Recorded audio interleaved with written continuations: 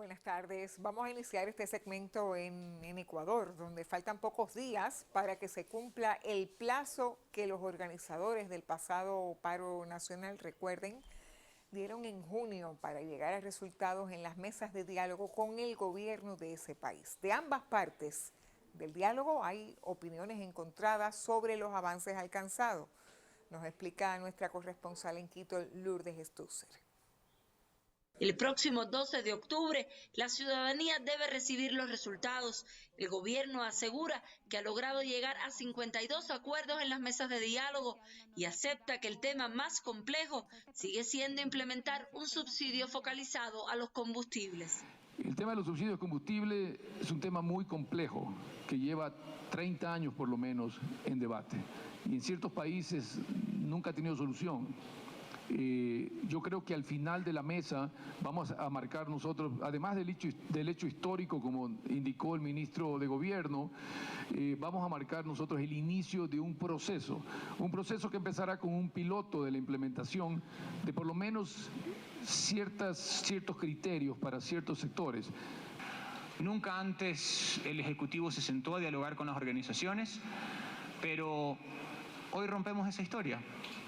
Hoy le demostramos al país, a los 18 millones de ecuatorianos, que es posible tener un diálogo franco, honesto, transparente, abierto e, insisto, con resultados en diferentes temáticas que durante muchos años estuvieron represadas. Mientras, el líder del paro, Leonidas Sisa, ha recalcado en los últimos días que los acuerdos son insuficientes y que incluso ha habido retrocesos. Vuelve a aparecer así la sombra de un nuevo paro nacional si no se llegara a los consensos esperados, mientras la carestía de la canasta básica y la inseguridad en las calles preocupa a todos los ciudadanos. Desde Quito, Ecuador, Lourdes Stutzer, Sistema Informativo de la Televisión Cubana. En el gigante suramericano Brasil, los partidos políticos definen sus apoyos para la segunda vuelta del sufragio presidencial que está previsto para el 30 de octubre entre Luis Ignacio Lula da Silva y Jair Bolsonaro, ambos enfrascados ya en estratégicas campañas electorales. Vamos a recordar que ninguno de los dos logró obtener el domingo en las urnas la mayoría absoluta de votos, es decir, más de la mitad de votos válidos, como establece la legislación nacional para ser electo. Aunque las encuestadoras señalaron al abanderado del Partido de los Trabajadores como amplio favorito para retornar al Palacio de Planalto, que es la sede del Poder Ejecutivo, incluso con un triunfo en el primer turno, los analistas coinciden en que hubo un inesperado repunte del bolsonarismo, me refiero a partidarios del ex militar, y de la onda conservadora que contradijo los sondeos de acreditados institutos y consultoras. Comentaristas políticos aseguran hoy que estos actores lograron fortalecer el discurso y el movimiento anti-Lula y antipetista que influyeron de forma sorpresiva en la histórica jornada electiva del 2 de octubre. Refieren que ahora quienes vieron no ganar a su postulante favorezcan el voto de los dos candidatos que se enfrentarán en segundo turno.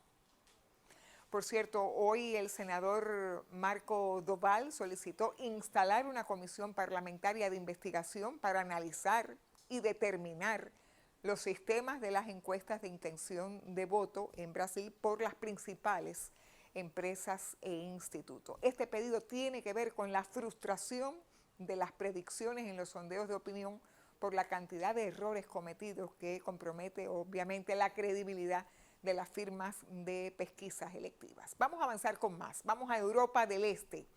El Consejo de la Federación Rusa, entiéndase la Cámara Alta del Parlamento, ratificó este martes los documentos de incorporación a Rusia de 4 nuevas regiones: la República Popular de Donetsk, la República Popular de Lugansk, las provincias o regiones de Zaporizhia y de Jersón. La decisión fue tomada por un total de 154 senadores. Ninguno de los presentes votó en contra o se abstuvo. Corresponderá ahora la firma final del presidente Vladimir Putin. En la reunión, la presidenta de la Cámara, Valentina Matvienko, indicó que durante los referéndums, los residentes de esas regiones expresaron claramente su posición al votar por el regreso a su verdadera gran patria, Rusia.